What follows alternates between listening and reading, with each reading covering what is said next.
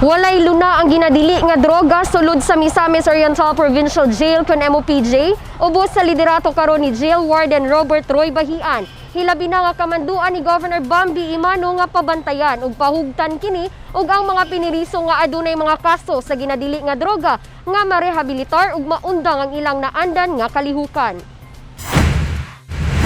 Buot ni MOPJ Warden Bahian isip maoy nangulo sa bilangguan nga nakaangklang iyang tahas nga mapadayon ang drug-free jail and rehabilitation nga MOPJ. Replika sa maayong liderato sa gobernador ang paspas ug aktibo nga tahas sa mga opisyal ug staff sulod sa bilangguan aron walay mapayuhot nga droga sulod sa bilangguan.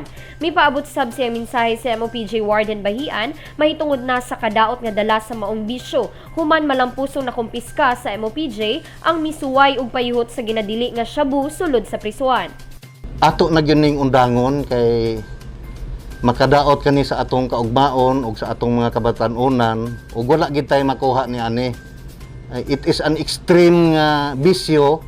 Dako og pasalamat ug saludo si Governor Bambi sa tanang empleyado ug staff sa MOPJ kay maabtikon kini sa pagtuman sa ilang gipanumpaang tahas ug responsibilidad.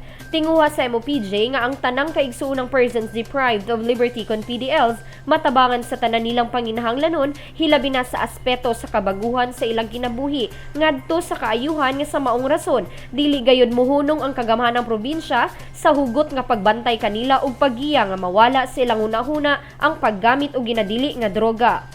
So naa siguro tay diri nga nangita na gyud sa drugs. So, ang purpose ba nato aning niya sa sulod ma-rehabilitate sila, mabag-o ang dagan sa ilang kinabuhi og sa kaugalingon og sa panghuna-huna para sa ilahang kaugmaon sa pagbalik nila sa society. Parte na sa pagpangga ni Governor Bambi og tibuok kagamahanang probinsya ngadto sa tanang PDLs nga masiguro ang ilang kaayuhan nga sa umalabot panahon o galing mahibalik na sa sosyedad ug makapamuyo nga gawas nun mopuyo sila nga puno sa kabaguhan.